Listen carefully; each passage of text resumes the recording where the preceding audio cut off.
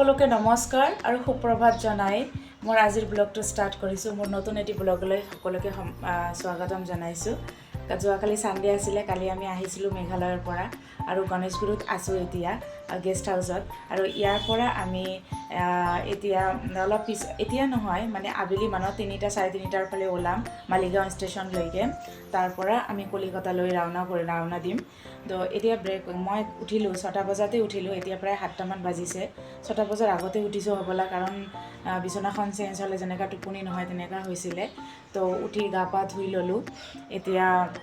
Breakfast লগাই দিব 8:30 মানত চাগে। ব্ৰেকফাষ্ট কৰি অলপমান গণেশগুৰিতে আছোঁ যেতিয়া অকণমান বজাৰলৈ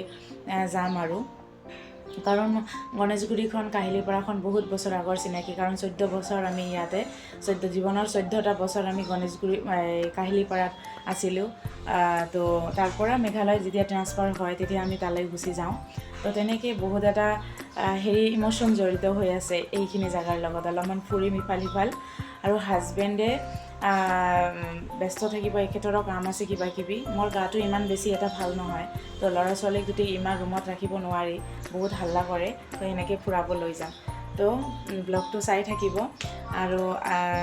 এনজয় কৰিব। Thank you. এতিয়া ব্লগ অলপমান ট্ৰেছ গাৰ্ডেনৰ পৰা ঘূৰি আহোঁ, তাৰপিছত ব্ৰেকফাষ্ট কৰিম। এনেকৈ মুকলিকৈ বহি আছিলোঁ, বহুত ভাল লাগি আছিলে কথা পাতি। ইমান ব্যস্ততাৰ মাজত পাহৰিয়ে যাওঁ কেতিয়াবা নিজৰ হেপিনেছবিলাক চেলিব্ৰেট কৰিবলৈ, যে ইমান ৰেছপনচিবিলিটি, ইমান কৰ্তব্য দায়িত্বৰ মাজত পাহৰি যোৱা যায় বাৰু। কিন্তু একচুৱেলি জানেনে, পাহৰিব নালাগে। আমি প্ৰত্যেকটো মুহূৰ্ত, প্ৰত্যেকটো ক্ষণ জীৱনৰ আমি চেলিব্ৰেট কৰি থাকিব লাগে, হয়নে নহয়? চেষ্টা কৰিব লাগে এটলিষ্ট। ইয়াতে ব্ৰেকফাষ্ট কৰি আছোঁ, ব্ৰেকফাষ্ট দি দিলে। ইয়াতে পৰাঠা দি দিছে। আমাৰ কোৱা আছিলে আমি একদম লাইট ফুড খাম, আৰু যিহেতু আমি নিৰামিষ খাওঁ সেইকাৰণে আলুৰ চব্জি অকণমান আৰু তাৰ লগত চাহ আৰু আপেল কাটি দিছিলে। তো এনেকৈ খাই লোৱাৰ পিছত বাবু খেলি আছিলে আৰু তেখেতে ওলাই গৈছিলে অফিচৰ কামত। তো বাবু বহুত দিগদাৰ কৰি আছিলে, আৰু সেইকাৰণে জানেনে বহুত ভাবি চিন্তি গণেশগুৰিলৈ নগ'লোঁ, কাৰণ ৰ'দো বহুত দিছে আৰু চম্ভালিব নোৱাৰিম এই দুটাক। এটাই ইফালে যাব, এটাই সিফালে যাব। তো এখেতেও ক'লে তুমি ভাবি চিন্তি চোৱা, যদি যাব পাৰা যাবা, নহ'লে নাযাবা, কাৰণ মইতো আহিব নোৱাৰিম পটককৈ। তো বাবুটো ইমানেই মানে ৰাস্তাত কুকুৰ মেকুৰী বা গাড়ী চালে ধৰিব দৌৰি যায়, সেইকাৰণে নোৱাৰিম বুলি ভাবি আৰু নগ'লোঁ পিছত। এনেকৈ ইয়াতে অলপমান বহিম আৰু তাৰপিছত লাঞ্চ দিব তলত যাম। ইয়াতে আনিছোঁ, অলপমান দিগদাৰী কম কৰি আছে। ভিতৰত বহুত দিগদাৰ কৰি আছিলে, বহুত বেছি দিগদাৰ, জাম কৰিব নে কি, ক'তবা যাব নে কি কৰিব। আৰু বহুত মাতটো ভালকৈ শুনা পাই আছেনে নাই নাজানো। বহুত বৰষুণ বতাহ দিছে। কালি ৰাতি বহুত বৰষুণ হৈছিলে ইয়াতে গুৱাহাটীত। খেলি আছে, অলপমান শান্তিত আছোঁ আৰু ইয়াতে আহি খেলি আছে, একো টেনশ্যন নাই। এইটো ভিউটো ভাল লাগিছে ন? মোক ভাল লাগিছে। আপোনালোকে জনাবচোন কেনেকুৱা লাগিছে। এইটো নৰসাপুৰ পাহাৰ হয় জানেনে? আপোনালোকে যিটো দেখা পাই আছে স্ক্ৰীনত, এইটো মই বেক কেমেৰা কৰি দেখাই আছোঁ ৰ'ব। ভিউটো চাওক, এইটো নৰকাসুৰ পাহাৰ হয়। এইটো কাহিলীপাৰাৰ যে নৰকাসুৰ পাহাৰটো, এইটোৱে হয়।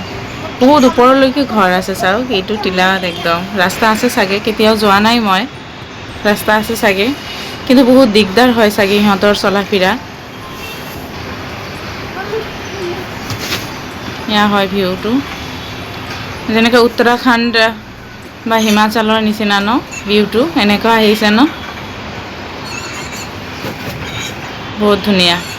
আৰু ইয়াতে দুপৰীয়া আমি কোৱা ধৰণে লাঞ্চটো দিছে, প্লেইন দালি, নেমু, পাপৰ ভাজি আৰু মিক্স ভেজিটেবল দিছিলে। তো তেনেকৈ খাই লৈছোঁ। দুপৰীয়া খোৱা লোৱা হৈ গ'ল। এতিয়া আমি ট্ৰেইন ষ্টেচনৰ কাৰণে ওলাইছোঁ, প্ৰায় 3টামান বাজিছে। তো ব্লগটো চাই থাকিব। ষ্টেচনৰ ফালে এতিয়া আমি ওলাইছোঁ।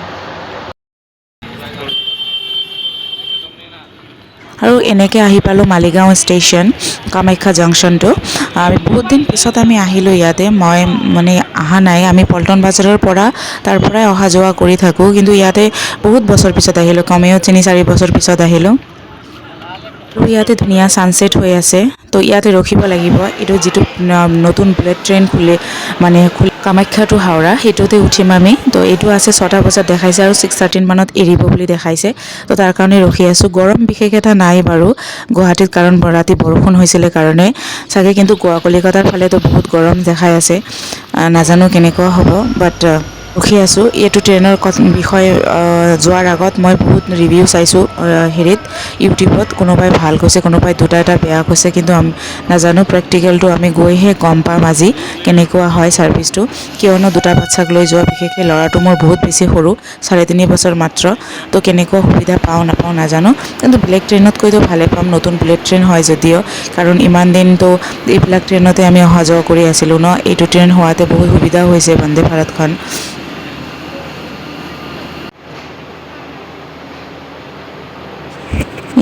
বহুত লম্বা হয় ট্ৰেইনখন এতিয়া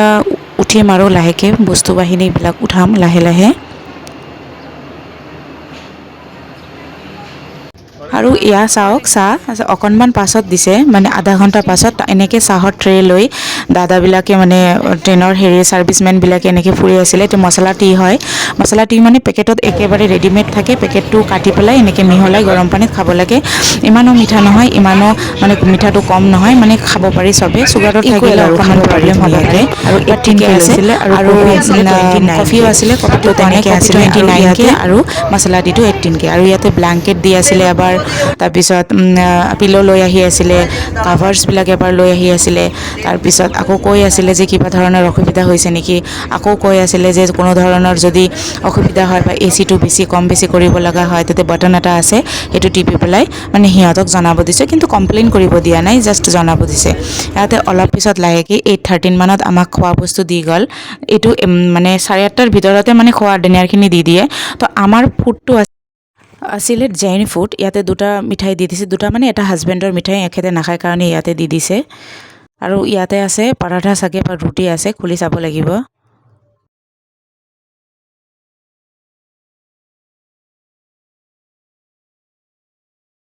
হয় এইটো পৰাঠাই হয় তো পৰাঠা অকণমান ইমান চিপচিপা নাছিলে তেলত মানে আছিলে বা ঘিত এনেকৈ ভাজিছে বাটাৰ দি নাজানো কিন্তু চিপচিপা নাছিলে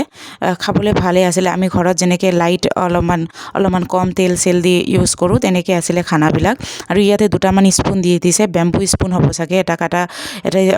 ফৰ্ক এটা আৰু স্পুন এটা এনেকৈ দুটা স্পুন দি দিছে আৰু ইয়াতে জিৰা ৰাইচটো দিছিলে জিৰা ৰাইচটো ৱেল কুকড আছিলে বহুত ধুনীয়া ঝৰঝৰীয়া আছিলে খাবলৈ টেষ্ট আছিলে আৰু ইয়াতে দিছিলে দালি পৰিয়ে গ'ল মোৰ অলপমান খোলতে মানে ওপৰত বহিছিলোঁ ন তো ইয়াতে প্লেইন দালি আছিলে আৰু দালিটোও ধুনীয়া হৈছিলে মগু দালি দিছিলে তাৰ লগত আৰু এইটো আছিলে পনীৰৰ চব্জি এইটোও খাবলৈ ভাল হৈছিলে বেছি তেল মছলা নাছিলে মানে তেল মছলা থাকিলে অলপমান অইলি টাইপ থাকিলে খাবলৈ ভাল নালাগে ডিনাৰটো তো তেনেকুৱা নাছিলে বহুত লাইট আছিলে আৰু ইয়াতে পটলটো ফ্ৰাই কৰিছে মানে অকণমান মচমচীয়াকৈ সেইটোও ভাল লাগিছে এইটো চব্জিত অকণমান মই তেল পাইছোঁ বাকীখিনিত একো পোৱা নাছিলোঁ বাকী ডিনাৰ বুলি অ'কে বুলি ক'ব পাৰি আৰু কোনো ধৰণৰ প্ৰব্লেম হোৱা নাছিলে আমাৰ খোৱাৰ পিছত আৰু গোলাপ জামুনটোও বহুত টেষ্টি আছিলে ছফ্ট আছিলে খাবলৈ আৰু খোৱাৰ ৰিভিউ এইটোৱে খোৱাৰ ৰিভিউ মই একদম অ'কে দিছোঁ আপোনালোকে কোনো মানে হেৰি নকৰিব ইয়াতে চিন্তা নকৰিব বাচ্ছাকো খুৱাব পাৰি আৰু আপুনিও বহুত ভালকৈ ডিনাৰটো কৰিব পাৰে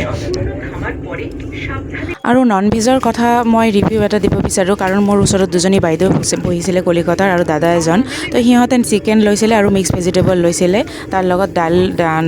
দালিও এটা লৈছিলে তো সিহঁতে কৈছে চিকেনটো ফ্ৰেছ ইউজ কৰিছে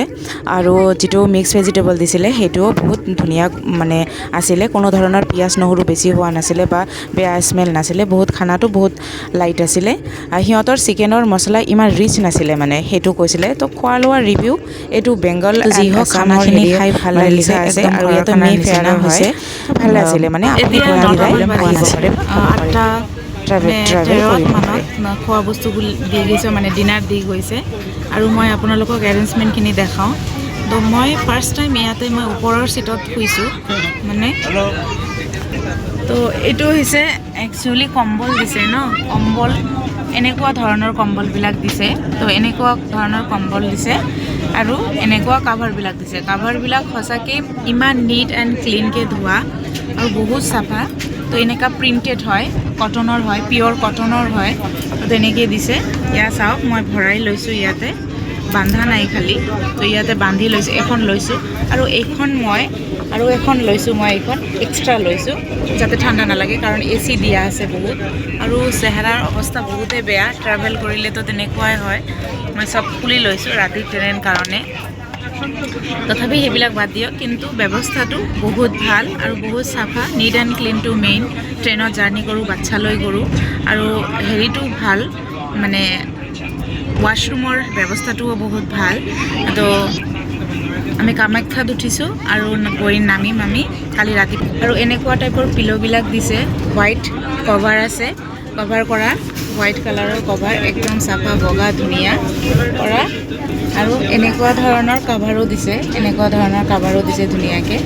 এনেকৈ যেনেকুৱা পিল' ভিতৰত চাওক এনেকুৱা পিল' আৰু এনেকুৱা কাভাৰ ছেম তো একো টেনশ্যন নাই আপোনালোকে যদি এনে বুলেট ট্ৰেইনটো উঠিব বিচাৰে